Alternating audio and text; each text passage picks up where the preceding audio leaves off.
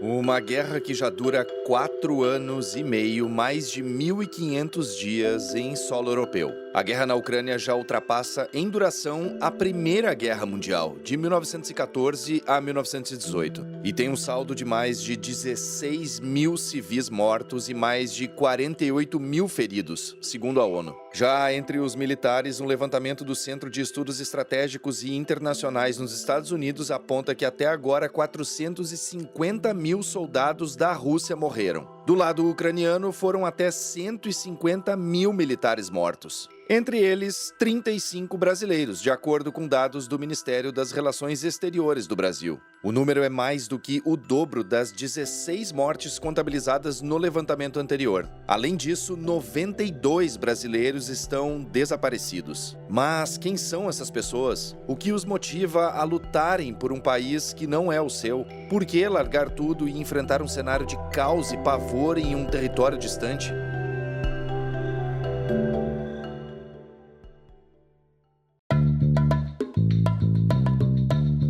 E está no ar o DW Revista, podcast produzido pela redação brasileira da DW, publicado todas as sextas-feiras no YouTube e em plataformas de áudio como o Spotify. Eu sou o Guilherme Becker, em Bonn, na Alemanha, e nesta edição eu me conecto com Berlim para conversar com o repórter Albert Steinberger. O Albert, junto com o Gustavo Basso, a Carolina Chimoy, da redação espanhola da DW, e outros colegas, incluindo do escritório da DW em Kiev, fez uma reportagem em vídeo sobre brasileiros na guerra da Ucrânia que pode ser assistida no canal do YouTube da DW Brasil. Albert, obrigado por participar do DW Revista e, bom, parabéns pela reportagem. Indico bastante aos ouvintes a assistirem no YouTube da DW Brasil. Queria começar te perguntando justamente como foi a produção dessa reportagem. Obrigado, Guilherme. Obrigado por me receber aí mais uma vez no podcast. Sempre um prazer conversar contigo aqui. Pois é, essa reportagem, ela começou com a ida do nosso colega, do Gustavo Basso, para a Polônia e, inclusive, conversou com alguns soldados. E aí, da reportagem que ele fez, do material que ele produziu, a gente viu que era um assunto que era grande e que era complexo, né? Um assunto que ele é bem difícil de falar brevemente. E numa pesquisa rápida, eu vi que os jornais brasileiros já tinham dado bastante sobre isso, inclusive motivação de brasileiros. É difícil de entender, né? Porque que alguém sai do Brasil para ir do outro lado do mundo para uma guerra. Então, alguns jornais já tinham, vários jornais, na verdade, já tinham coberto isso, já tinham feito isso, mas eu vi que tinha a gente tem sempre esse formato um pouco de explainer, de tentar fazer um consolidado disso, né? Então a gente pegou o material que a gente já tinha feito, e a DW é um ambiente que é muito interessante para isso, porque são 32 línguas, vários departamentos e olhares muito diferentes sobre essa questão. Então eu fui meio que procurando dentro da DW quem já tinha feito coisa. Descobri que uma colega nossa, a Carolina Chimoy, que inclusive já foi correspondente na Ucrânia durante um tempo, ela fez uma matéria com um treinamento, dentro de um treinamento na Ucrânia mesmo. Inclusive conversou com brasileiros, né? A gente vê um treinamento ali que tem colombianos e brasileiros lado a lado treinando, e aí eu fui vendo que dentro da casa a gente já tinha feito várias coisas sobre essa participação estrangeira, inclusive do outro lado também, né? Mostrando esse recrutamento russo em países, principalmente Cuba, países da África e Sudeste Asiático. A gente ainda teve a participação que ajudou muito a gente do escritório de Kiev, né? A gente tem um escritório na Ucrânia que ajudou muito a gente a tentar entender, porque a realidade é muito diferente e nessa cobertura de guerra são pessoas, eles são muito competentes e sabem muito bem, conhecem muito bem o terreno, o que realmente faz parte em termos de jornalismo e que é uma coisa que, infelizmente, na guerra a gente sofre muitas vezes isso, né? Que é você não conseguir ter os dois lados. É uma pena que a Deutsche Welle não tenha mais um escritório em Moscou, porque na guerra realmente isso faz parte pro trabalho jornalístico, faz muita falta pro trabalho jornalístico, você ter os dois lados, você escutar, tá ali, conseguir ouvir os dois lados, as versões. A gente consegue pegar fontes oficiais do Kremlin, que são publicadas na internet, mas que são muito limitadas, né? Então a gente não consegue ter um trabalho de campo ativo na Rússia, que inclusive é uma coisa que ultimamente os meios ocidentais têm tido muita dificuldade de ter acesso a esse tipo de material, né? Lembrando aqui que a DW foi declarada pela Rússia como uma, abre aspas, organização indesejável no fim do ano passado e antes já tinha sido forçada a fechar a sucursal em Moscou. Mas então, seguindo aqui, Albert, eu queria saber quem são os brasileiros que vão para a guerra na Ucrânia e também quantos são, se é que tem um número confirmado, né? E o que eles buscam indo lutar num lugar frio e distante com incontáveis dificuldades. Pois é, essa é uma pergunta que desde o início a gente tenta entender, né? Até porque a participação dos brasileiros lá, isso é uma coisa que, aliás, não tá no vídeo que a gente fez, que a gente produziu. A participação começou até mesmo antes da Rússia entrar a Ucrânia dentro, né? Oficialmente. Quando eles estavam financiando aquela guerrilha ali em Donbass, já tinham brasileiros, já tinha um grupo de brasileiros que foi pra lá. Porque as ações militares russas na Ucrânia começaram, na verdade, já em 2014 na Crimeia e com a incitação do conflito na região do Donbas, né? Exatamente. E aí começou aquela guerrilha de separatistas que eram financiados pela Rússia, né? E nessa guerrilha já havia a participação de brasileiros. Foi o início da participação brasileira ali. Tinha inclusive uma figura que ficou muito conhecida, o Rafael Luzvarg. Enfim, era um ativista político e virou um pouco uma espécie de garoto propaganda até dos separatistas ali naquele momento. Chegou a aparecer muito na televisão estatal russa. E nessa época a gente via, por exemplo, no próprio Rafael, a gente viu Rafael Luzvarg, um idealismo para ir até ali. Mas a partir do momento que começa a guerra, e aí você tem uma participação muito mais pesada dentro do outro lado, do lado dos ucranianos, né? Muitos brasileiros indo pro lado dos ucranianos, e aí já tiveram várias reportagens que se debruçaram sobre essa pergunta, né? De por quê? E aí tem de tudo. Tem gente que vai atrás de dinheiro, adrenalina, ajudar a Ucrânia. Agora a Ucrânia tá realmente reforçando, deu um bom aumento para os salários e reestruturou os contratos dos soldados, exatamente tentando buscar as pessoas que estão atrás de remuneração, estão atrás de realmente ir para a guerra, tem uma formação já militar e estão querendo uma remuneração maior, eles esperam atrair mais estrangeiros dessa forma. Esse grupo, a Ucrânia tem especificamente também se concentrado muito, mas você tem também histórias muito até surpreendentes, assim, de membros de facções organizadas, facções criminosas, casos, por exemplo, do Comando Vermelho, que existe uma investigação na Polícia Civil do Rio de Janeiro, que eles teriam mandado 2 integrantes deles para aprender táticas de guerra e pilotar drone. Pilotar drone é uma coisa que, até quando eu conversei com especialistas, me pareceu um pouco estranho isso, porque geralmente os soldados que chegam de cara, eles não vão pilotar drones. Mas de todas as maneiras, teve uma outra matéria que me chamou muito a atenção, se não me engano, do Domingo Espetacular. Eram pessoas que estavam tentando sair do crime organizado e foram para a Ucrânia. E mostram o rosto e contam a história deles. Então, assim, são histórias e motivações completamente diferentes. A gente teve uma dificuldade muito grande nessa reportagem de tentar mensurar a quantidade de brasileiros, porque, de acordo com o Brasil, a decisão de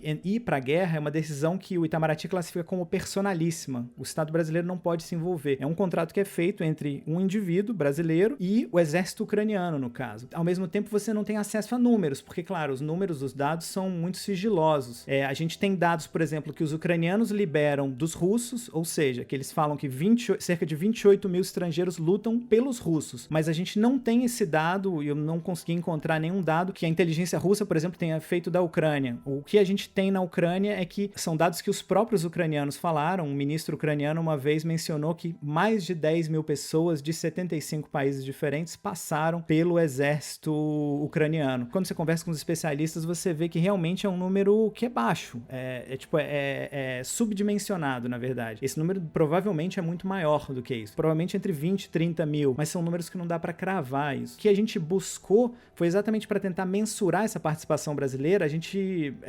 O nosso colega de Kiev mencionou esse site do Wikipedia que pega as mortes públicas, que foram anunciadas publicamente, e fazem uma contagem um pouco alternativa, digamos assim. Não é um documento oficial, e aí ele faz um ranking de nacionalidades mortos. E o Brasil aparece na 3ª posição. Então a gente vê que realmente é substancial essa participação brasileira, né? E ela tem crescido. Do momento que a gente começou a apuração, o Brasil não estava na 3ª posição, estava na 4ª, atrás da Geórgia. Durante a nossa apuração, subiu em 10 óbitos, o que é bastante significativo. A gente gastou mais ou menos ali um mês nessa apuração. Foi surpreendente pra gente. A gente não esperava um aumento tão grande nesse momento. A gente tem, então, colombianos, brasileiros, americanos, georgianos, enfim, soldados, sejam eles mercenários ou voluntários, estimadamente de 75 países lutando pela Ucrânia. Mas e do lado russo, Albert, te pergunto, porque pesquisando aqui eu encontrei que seriam principalmente cubanos e africanos, além de norte-coreanos. É por aí mesmo?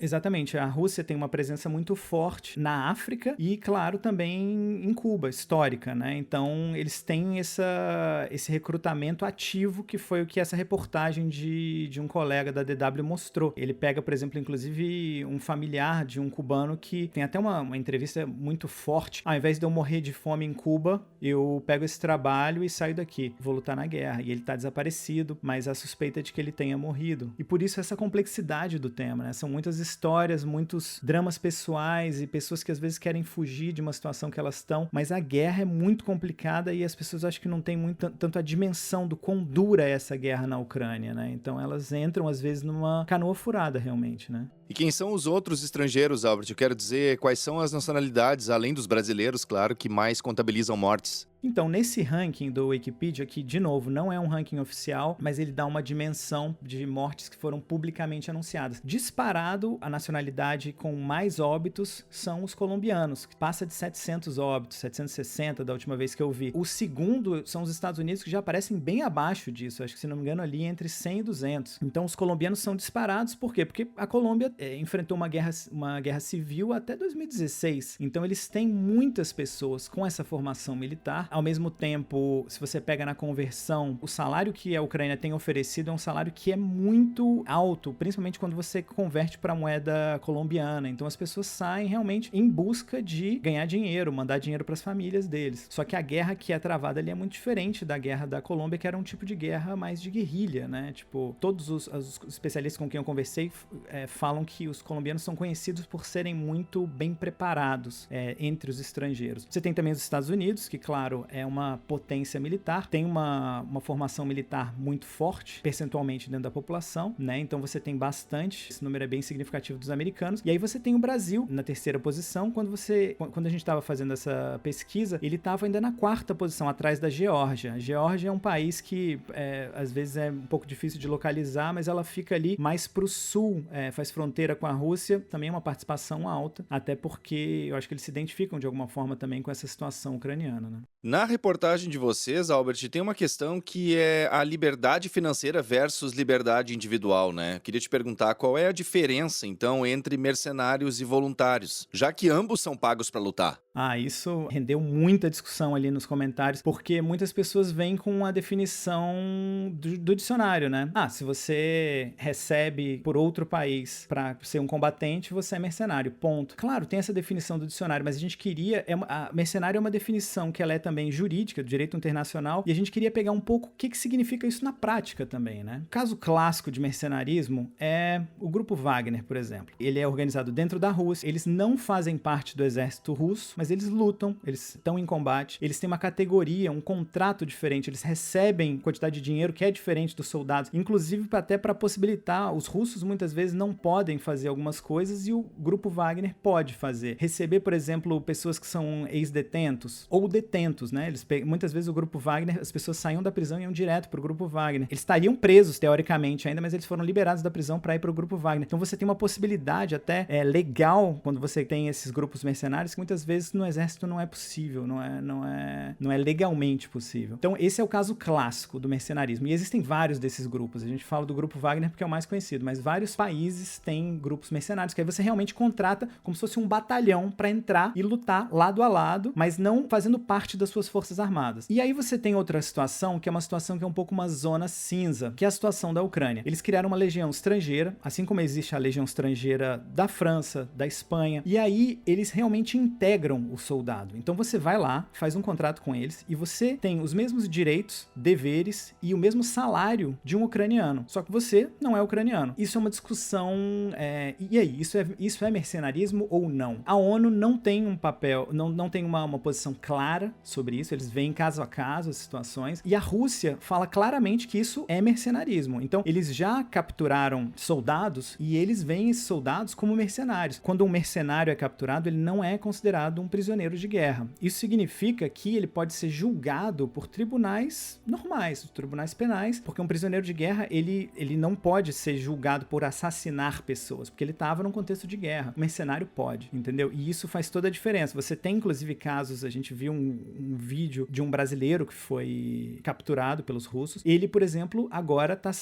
vai ser julgado pela justiça russa, né? Porque ele é considerado um mercenário. A gente viu já há 2 ou 3 anos atrás um caso que foi ainda mais chocante. Eles capturaram 3 combatentes estrangeiros, consideraram eles mercenários e enviaram eles para a República de Donetsk. A República de Donetsk, ela não é reconhecida oficialmente e ela tem a pena de morte. Na Rússia você não tem mais pena de morte, mas na República de Donetsk você tem a pena de morte. E essas pessoas foram condenadas à morte, entendeu? Então essa é a diferença. Essa definição, ela pode ser a diferença entre a vida e a morte de uma pessoa que foi capturada pelas forças opositoras, entendeu? E essa posição russa, ela foi amplamente criticada por vários acadêmicos. A gente viu vários artigos que criticam essa posição russa, e é claro que os ucranianos do lado deles, eles não veem isso como mercenarismo. Eles falam que as pessoas estão dentro do exército ucraniano com os mesmos deveres, com os mesmos direitos, com os mesmos salários, então eles são, assim como os ucranianos, eles são soldados que fazem parte do exército ucraniano e não mercenários. E como é que funciona isso em outros países, Albert? A exemplo da Colômbia, onde o mercenarismo virou crime. É porque tem uma convenção da ONU, se não me engano, de 1989, que define o mercenarismo como crime. É uma convenção que não é assinada por muitos países. A Colômbia assina essa convenção e eles agora fizeram uma lei que tipifica penalmente, então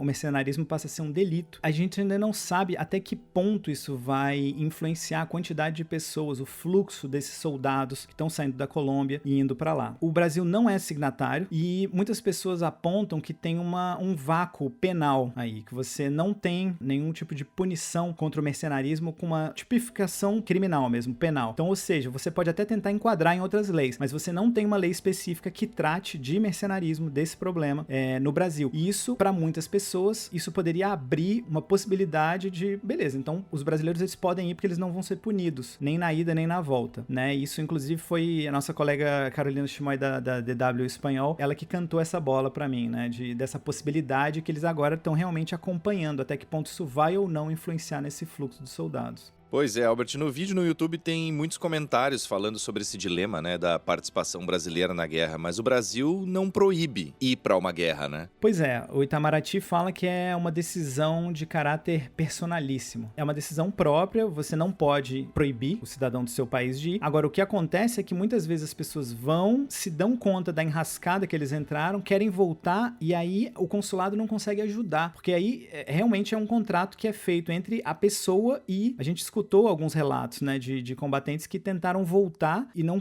conseguiram ter auxílio, ter ajuda. Então, cada caso é um pouco diferente, claro, mas muitas vezes a atuação consular ela é limitada porque é um contexto de guerra, porque e assim, pelos acordos que o Brasil tem com a Ucrânia e de atuação nesse âmbito. A gente viu pessoas e relatos até de pessoas que, tipo, não tinham se dado conta, assim, do que acontece. E um dos combatentes que a gente conversou foi muito interessante, que ele fala assim, olha, ele faz um alerta, né, de alguma forma, olha, vocês estão indo para uma guerra, então vocês vão ficar à mercê das decisões que na sua cadeia de comando o seu comandante tomar. Então você não vai poder ir para o lugar que você quiser, você tá numa guerra. E até ele fala que isso é que dá uma certa resiliência pro soldado, porque realmente você tem que obedecer a cadeia de comando, né? Para encerrar, Albert, eu queria saber como é que tá a guerra. A guerra agora tá numa etapa que já tem um tempo que essa linha não avança muito, né? E até tem vários estudos que mostram que os russos estão precisando cada vez mais gastar mais soldados, mais vidas russas têm que ser gastas para cada centímetro, para cada metro que eles conseguem conquistar. E nesse contexto, o aspecto tecnológico é fundamental. A gente falava nessa coisa da guerra das trincheiras, mas hoje em dia é uma guerra que às vezes parece Primeira Guerra Mundial por conta das trincheiras, mas às vezes é um olhar para a guerra do futuro, com muitos drones, e a gente vê uma situação, às vezes até entrando o que a gente viu na reportagem, nos relatos que a gente ouviu, é que muitas vezes o fronte ucraniano, ele é muito duro. Claro, é uma guerra, frontes são sempre duros, mas eles têm umas peculiaridades pelo fato desse uso de drones, por exemplo, porque muitas vezes você tem que entrar numa posição, as trincheiras muitas vezes não são só trincheiras, são buracos. Tem relatos de pessoas que entram num buraco desse e eles ficam por meses. Tem caso até de pessoas que ficaram quase que 1 ano num buraco desse sem ver a luz do dia. E eles ficam fazendo os exercícios que eles têm que fazer e recebendo comida de uma maneira sigilosa, mas é uma situação extrema. E é uma situação que, enfim, leva a um estresse gigante. Porque o mais difícil, muitas vezes, não é a trincheira em si, mas é chegar. O momento mais arriscado é chegar até esse buraco, chegar até esse local. São regiões completamente tomadas por drones, então tem algumas posições que para você entrar, você tem que ter uma quantidade de névoa ou climática ou que ajude e que faça com que os drones não te vejam. Então você meio que fica camuflado. Situações que você vê os vídeos na internet, você nunca vai imaginar uma coisa dessas. Por isso que a gente até, dentro dessa reportagem, a gente queria mostrar o quão complexo é e abrir uma janela, assim, pra falar, olha, é uma situação muito complexa. Via muitos comentários de pessoas criticando os soldados que foram. É difícil criticar, é difícil apoiar. É uma situação que ela é uma decisão de caráter pessoal de cada uma das pessoas, mas é uma decisão que envolve muitos fatores e que muitas vezes, como recrutamento é online, as pessoas são meio que levadas num impulso e não conseguem ter um desenho de como é que é isso. Então, o nosso vídeo também não vai conseguir dar esse desenho, mas a gente tentou pelo menos colocar essa discussão com algumas dessas camadas que ela tem, né? Com essa complexidade. A edição desta semana do DW Revista, uma produção da DW em Bonn, na Alemanha, fica por aqui. Fica aqui também meu muito obrigado ao Albert Steinberger pelas informações compartilhadas nesse episódio. Quem sabe um dia, né, Albert, a gente venha fazer um episódio do podcast aqui anunciando o fim da guerra na Ucrânia, né? Poxa, isso seria muito bom. Essa guerra já, enfim, 4 anos e meio, como se falou, né? Muito tempo. Sempre conte comigo, é sempre um prazer estar aqui. Mais conteúdos você encontra no nosso site dw.com/Brasil e também no canal da DW Brasil no YouTube. A produção, a apresentação e edição técnica são minhas, Guilherme Becker. A revisão final é da Érica Cocai e a coordenação é do Rafael Plezan. O DW Revista volta na sexta-feira que vem. Obrigado por acompanhar a gente e um bom final de semana.